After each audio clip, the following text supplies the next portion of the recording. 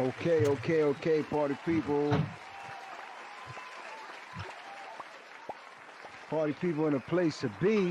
What up, what up? Welcome to another amazing show in virtual land. Peace. Yes, with the legendary. We have here today, we have the legendary Edo G from Boston. Voila. Voila, as they say in Paris. Yeah, Shout man, out to welcome, my Sammy. brother. Welcome, my brother. Always a Peace, pleasure peace, to see King. you. See you. I mean, Always a pleasure to build with you. You already it's know. it seems like you just can't get rid of me, and here we are again, Look, we virtual. gonna be doing this for a long time, Yeah, brother. that's a fact. That's a fact. Well, word up, Word up. man. Well, shit, man. Well, I don't even know where to begin, but for those that may not be familiar with Edo G, maybe you could introduce yourself and give a little bit of your history for maybe for some and those that are also watching on Twitch and stuff like that. Yeah, peace to everybody. Shout out to everybody out there, everybody in here in the building. For those of y'all who don't know me, my name is Edo G from a group called Edo G and the Bulldogs. We put out our first album 30 years ago, a week ago. It was March 5th, 1991. We put out Life of a Kid in the Ghetto. Still here doing it 30 years later. Um, Many projects, obviously, since 1991. Um, Me and Focus put out a project together a few years back. Um, my last album was called Freedom. Put that out in 2018, 17, excuse me. New Yes. albums coming out this year, a bunch of stuff, man, and we're gonna build on that as well. So that's a Awesome, quick awesome, rundown. awesome, man. Well, are you currently working on anything? Yeah, for sure. Working on a bunch of things. Got a ton of different projects in the works and coming out this year. We're doing an Edo G and the Bulldogs album for our 30th year anniversary. Um, that joint is done pretty much. Doing two documentaries along with that album. Nice. Um, I got my own new solo album coming out this year, of course. Kind of untitled right now. I got a title, but I don't really want to say it. But the Edo G and the Bulldogs is 91 to 21, 30 years. Let me see. I got an album with my man Flip. We're gonna be putting out this year. Another cat from overseas, from Austria. Um, Shout out Flip. Shout out Flip. yeah, top producer out there. We did a dope project. You're on there, of course. Yes. You know what I'm Very saying? sneaky. Very Um, sneaky. got- yeah. I got a project with my guy DJ Yoda and Baloo out of the UK. We did a project that we just finished up. Um, and the first project that's coming out this year will be the end of May at OG and Insight. My brother Insight. We did a collaboration album. It's really crazy. Insane album, man. It's just called Edo G and Insight, self-titled. It'll be out the end of May on Brick Records.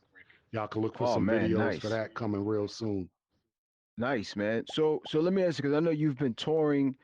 How long have you been touring Europe now? Europe over almost 20 years since, well, yeah, 20 years this year. 2001 was the first time I went out there. Um, Nice. Really touring how we do. So it's safe to I say had that you been there you in the 90s and stuff like that, but as far as tour goes, 2001. so you've been pretty much going every year. It's safe to say that you go at least once or twice a year.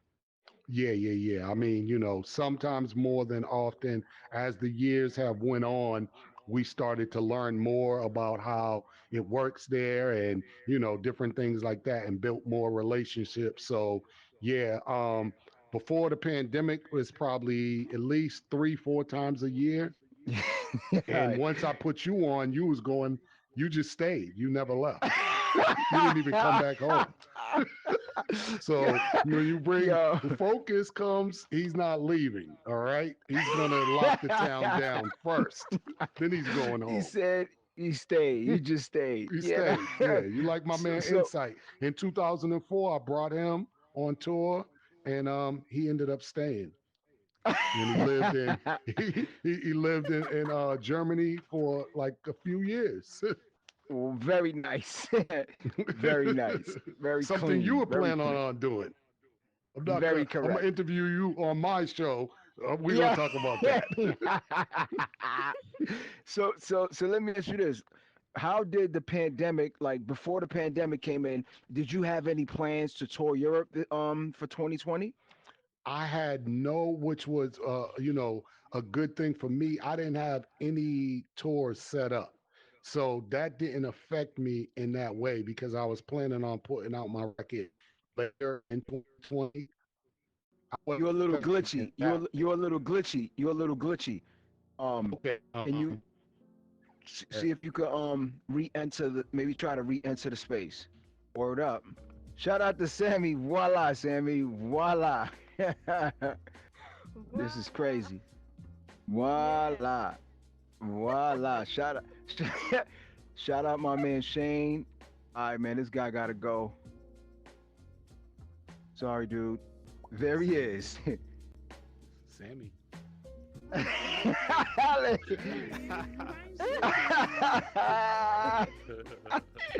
Yo, yo, very, very sneaky, very mad sneaky. Yeah, I was in a house party. I don't know how I ended up. I came back in and I was in a party. It was like, I was like, yo, what did I just enter? Yes, sir. But Okay. yeah. So Y'all can hear me? Yeah. Okay. perfect. Cool. So all right. So now, so you didn't have anything planned for 2020. So I guess that kind of worked out for you. It did kind of work out for me in a way. I know a lot of artists, and I feel their pain that had, like you yourself included, a lot of plans to tour and do different things, and it just put a halt to a lot of people's money, man. So I feel for every artist that had a new project that was coming out during the pandemic and was really excited, and you know, life happens. You know what I'm saying? But just Life keep happens. grinding. Yeah, and obviously learned to adapt to our new environment. You know what I'm saying? Correct. Correct. So did the pandemic affect you in any way? Like I guess in any negative way? Did it affect you? Nah, it didn't really, affect me. I wouldn't say, just the deaths at the very beginning. When mad people was dying, I literally like broke down. Like, damn, this is really serious. You know what I'm saying? So that was really scary. Early doubt. on. No doubt. Did you like know anybody personally that had COVID and passed away?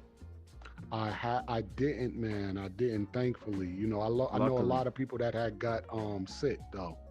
Okay. So a lot of people got sick. My former DJ Mo D, he was like in the hospital, had to get blood transfusions, lungs, and all kind of crazy stuff. So I know a lot of people went through it, and hopefully we can get out of this and all be moving forward, by this summer. That's right. And so let me ask you, so you're in the VR space, right? I mean, are you somebody that played video games coming up at all? Of course. I mean, Okay, I had an very Atari in the 70s, like 78, Yes. 79. I had the Atari. Very nice. Space Very Invaders, nice. Combat, I could go Yes. back. Those were the Yeah. original joints, man. And Yes. then I we know. moved up. So yeah, I was a gamer. Remember, ColecoVision was the next step up from Atari. Exactly. You know what I'm saying? I had that. ColecoVision was hard. It was hard. I didn't Yes. have ColecoVision. Mom's was like, no, Atari's it.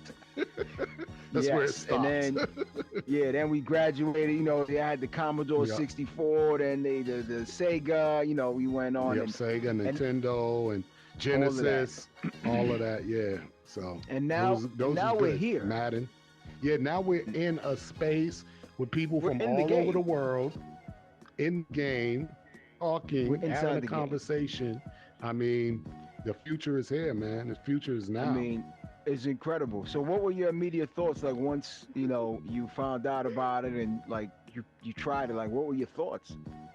Oh, it's super dope, man. It takes a little getting used to in the very beginning.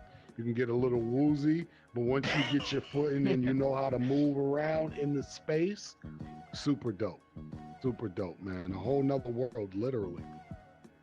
That's yeah. I mean, it's really incredible. I mean, and what do you think? A lot of people say, oh, when the pandemic is over, will people still be using this? I mean, what are your thoughts on that? Yeah, I definitely know people will still be using this for a fact. My number one fact is Apple is coming out with VR glasses sometime later this year or Correct. early 22, and they're gonna be regular shades but VR. So not goggles like we all have, but like the regular shades you see on my avatar. Crazy. And so everybody's once that happens, everybody's gonna definitely be in there. At least more people will be in the space. So I That's think right. it's like we thought. I think it's just the beginning of a whole new um, medium and space to do things in outside of the real world. Correct. Correct. And I tell people all the time, I'm like, I'm in New York, you're in Boston, right? So it's like if there's an event taking place in China and everything was open up, I mean, I'm here, you're there, we wouldn't be there anyway. If there's an event taking place in California and I'm in New York, I wouldn't be able to go anyway. But now because of Exactly. this, I can. So that's Exactly. like a We all huge can. game changer. That's a huge game Word changer. up. So let me ask you this: what were one of your most memorable? Like, is there a show that you did with many of the different artists that you've toured with? Is there like one that like stands out to you? Like, man, I remember this show. Whether it because it was the lineup, the Hmm. crowd, the experience. Is there one that kind of stands out? Yeah, I would say one that was one of my favorite shows. We did Charles Oakley. He's a former Knick basketball player for all my sports heads. Um, Mm. he used to play with the Knicks, with the real Knicks that beat up other team Knicks, at Knicks.